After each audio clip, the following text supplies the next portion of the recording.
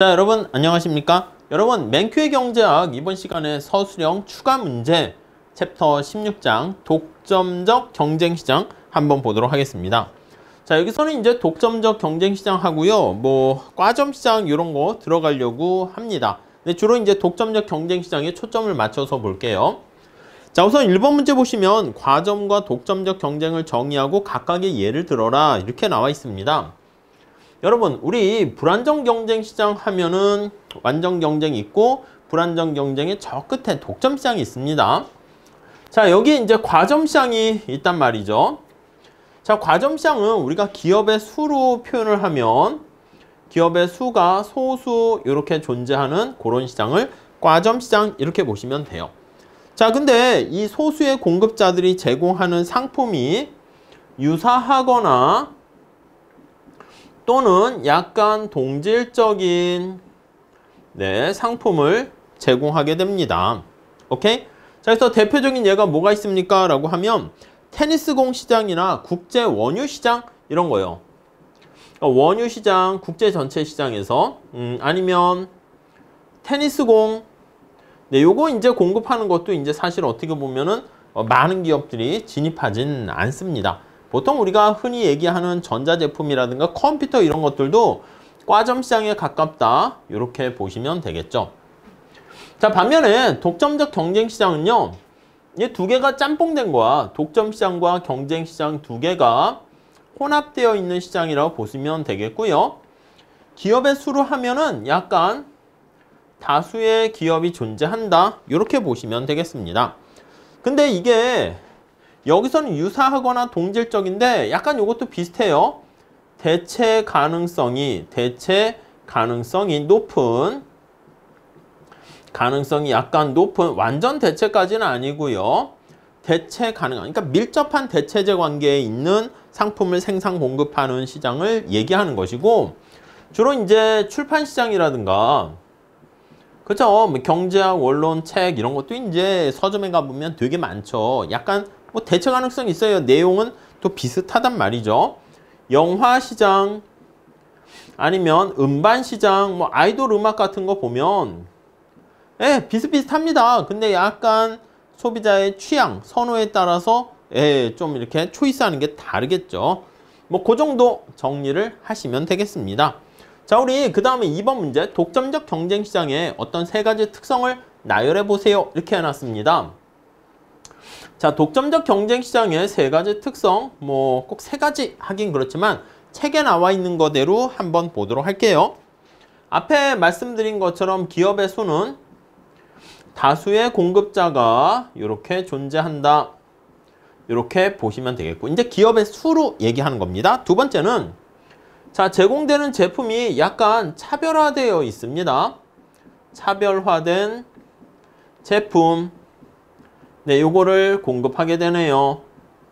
자, 그리고 세 번째는요, 이게 경쟁시장의 특성이라는 것은 진입장벽이 그렇게 높은 게 아니야. 그래서 신규 기업이 엔트리를 하거나 진입을 하거나 엑시트 하는 게 이게 좀 어느 정도 자유롭습니다. 이렇게. 그러니까 뭐 완전히 자유롭다라고 하기는 그렇지만 장기적으로 갔을 때는 진입하거나 퇴출하는 데 따르는 발생하는 뭐 비용, 거래 비용 이런 것들이 이동 비용 그게 별로 없다 이렇게 보시면 되겠어요. 자, 독점적 경쟁 시장에 이러한 특성을 반영해서 장기 균형 상태를 나타내는 그래프를 그리고 설명하여라. 완전 경쟁 시장과 어떻게 다르니? 이렇게 돼 있습니다. 여러분, 우리 완전 경쟁 시장 한번 생각해 볼게요. 완전 경쟁 시장에서는 장기에는요, 초과이윤을 누리게 되면 신규 기업이 진입을 하고요, 손실을 보면 기존 기업의 일부가 퇴출돼서 나갑니다. 자, 그렇기 때문에 완전 경쟁 시장에서 장기의 균형 상태는 어떻게 됩니까? 라고 하면요, 여기 나와 있는 시장의 가격이 어디서 결정되냐면 이렇게 장기 평균 비용 곡선에 최저점에서 결정되는 것을 알 수가 있어요. 여기다 P라고 하고 여기다 Q라고 할게요. 여기서 결정됩니다. 오케이?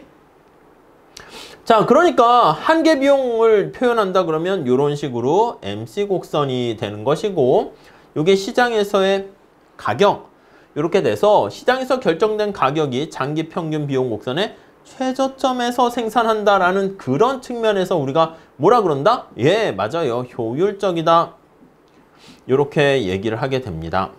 이해 가시죠? 자, 그런데 독점적 경쟁시장에서는 어떻게 됩니까? 라고 하면요.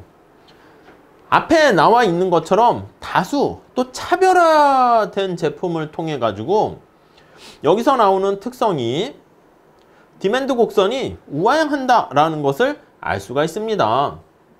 그래서 수요 곡선이 우하향, 이게 약간 어느 정도 가격 설정 능력이 있다라는 걸 뜻하는 거죠. 완전 경쟁 시장에서는 이렇게 수요 곡선이 가격을 뜻하는 건데 수평이 된다라는 것을 알 수가 있고요. 자, 그래서 우리가 독경 시장이라고 할게요. 자, 이렇게 되어 있는 상황에서는요. 수요 곡선이 우하향한다라는 게 굉장히 중요합니다. 얘가 D 이렇게요. 이게 P가 되는 겁니다. 자, 그리고 Q 여기는 P.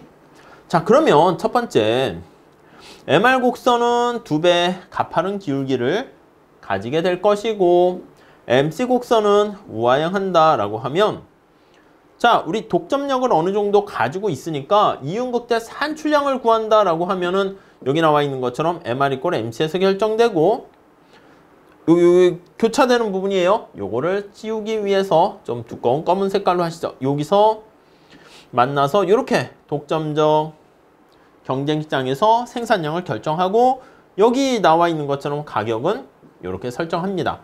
자, 요거는 여기서 설정하고 가격은 요건데 시장에서 결정된 거를 받아들여요. 프라이스 테이커로 가격 수용자가 되죠. 자, 그런데 여기서 중요한 거는 뭐냐면 요겁니다. 여기 나와 있는 좀 다른 색깔로 할게요. 녹색깔로 할까요? 굵기도 좀 굵게 합시다. 얘가 이렇게 생겼잖아. AC의 최저점에서 결정되는데 독점적 경쟁시장은 AC의 최저점을 MC가 관통하는 건 맞아요. 근데 장기에는 이윤이 빵이 돼야 돼. 완전 경쟁시장에서도 장기의 이윤이 빵이 돼야 됩니다. 독경시장에서도 장기의 이윤이 빵이 돼야 됩니다. 자, 장기의 이윤이 빵이다라고 하면은 뭘 뜻합니까? AR 이게 P가 되는데 이게 AC랑 같아요. 이것도 마찬가지야. AR 이게 P가 되는데 이게 AC랑 같게 됩니다. 자, 이거를 나타내는 곡선은 이렇게 돼야 돼요. 이렇게 최저점을 MC가 관통하게 되는 것은 똑같고요. 근데 여기 수요 곡선 나와 있잖아. 이게 최저점의 왼쪽에서 만난다라는 것을 알 수 있어요. 여긴 최저점인데. 이해 가시겠습니까? 네, 이렇게 정리를 해 주시면 되겠습니다. 자, 그래서 완전 경쟁 시장 그래프와 어떻게 다른지 설명하세요. 그러면 어떻게 다르냐면 여기 나와 있는 것처럼 수요 곡선이 우하향하기 때문에 장기 평균 비용 곡선 최저점보다는 이렇게 왼쪽에서 결정되고요. 그러니까 이만큼 과소 생산이 되는 거죠. 그래서 이렇게 과소 생산으로 인한 비효율성이 발생한다. 이렇게 볼 수가 있겠습니다. 네, 비효율적인 상태가 된다. 이렇게 봐주시면 되겠네요. 자, 그 정도 정리해 보도록 하겠습니다. 자, 그 다음에 우리 3번 문제 한번 풀어보도록 하겠습니다. 자, 3번 문제는 광고와 관련된 얘기가 있습니다. 여러분, 광고, 이것도 이제 경제학에서 중요합니다. 광고가 경쟁을 제약할 수도 있고요. 경쟁을 촉진할 수도 있대. 약간 제약하는 요인 같은 경우는 부정적인 충격을 얘기하는 것이고, 경쟁을 촉진하게 된다? 약간 이거는 뭔가 이론 충격이다 볼 수가 있겠습니다. 자, 우선 네거티브한 충격은 뭐냐면 여러분 자꾸 광고를 하고 여러분들이 좋아하는 연예인들이 광고를 하게 되면 왠지 그거에 대한 신뢰감도 더 가고 내가 원래 싫어했었는데 갑자기 좋아하는 거야. 선호를 왜곡하게 되는 것이죠. 그래서 이제 물건을 더 사게 되는 그런 문제.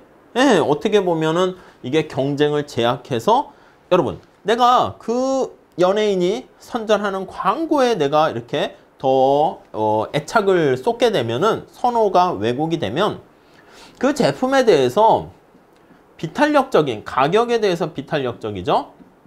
비탄력적인 가격에 이렇게 직면하게 됩니다. 자, 이거 어떻게 돼?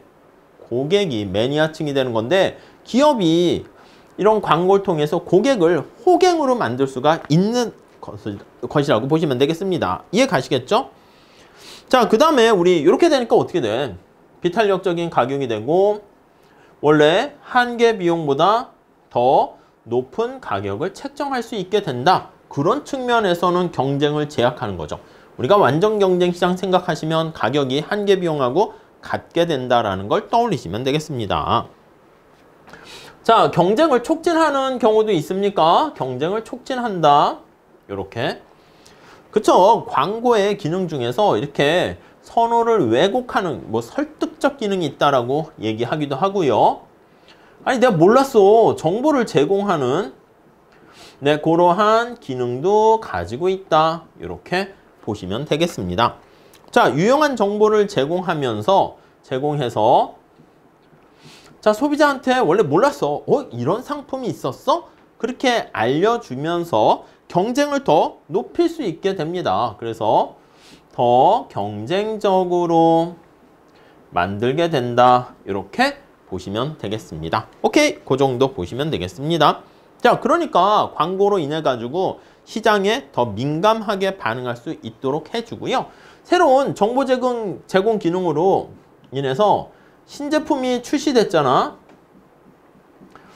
사람들이 몰랐어. 그래서 이제 구입을 안 하는데 신제품에 대한 출시에 대한 정보를 제공해 준다. 이렇게 보시면 네, 되겠습니다. 이것도 이제 새로운 신규 브랜드나 신규 제품이 들어와서 경쟁을 높일 수 있게 된다는 것이죠.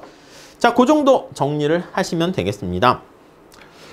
자, 그래서 근데 이제 사실 또 보면 광고를 한다라고 하면 이게 뭡니까? 우리 제품 믿을만해 이렇게 되기 때문에 값비싼 광고를 하게 되면은요, 믿을만하다.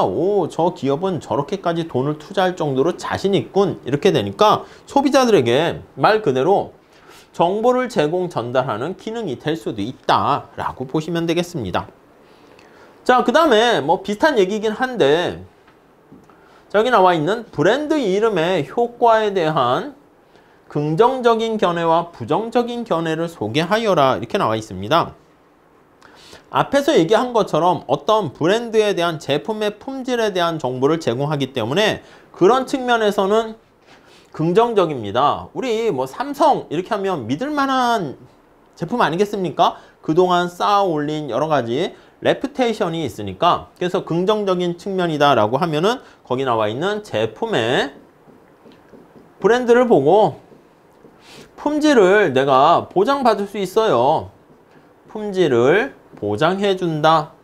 삼성이 하면 뭐 잘 만듭니다. 현대가 만들면 좋습니다. 뭐 그런 거 알 수가 있겠죠. 자, 그런 측면에서 좋고요. 그 다음, 그러한 평판이나 명성을 유지하기 위해서 제품을 퀄리티를 계속 유지합니다. 그래서 품질 보증 이런 측면이 있습니다.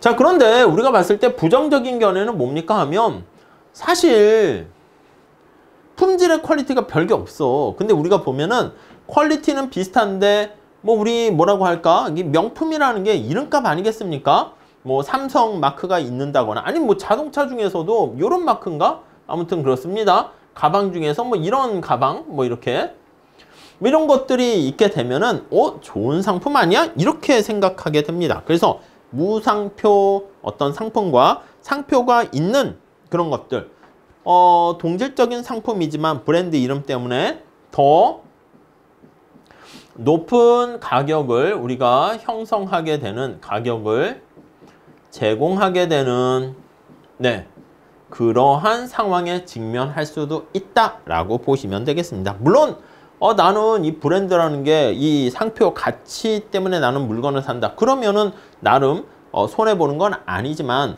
나는 가성비를 따진다. 그러면 자칫 잘못된 선택을 할 수도 있다. 이렇게 보시면 되겠습니다. 자, 이렇게 해서요, 우리가 독점적 경쟁 시장에 대한 얘기들을요, 한번 살펴봤습니다. 이렇게 좀 잘 정리하시고요. 다음 시간에 과점 시장 같이 보면서 계속 공부하도록 하겠습니다. 감사합니다.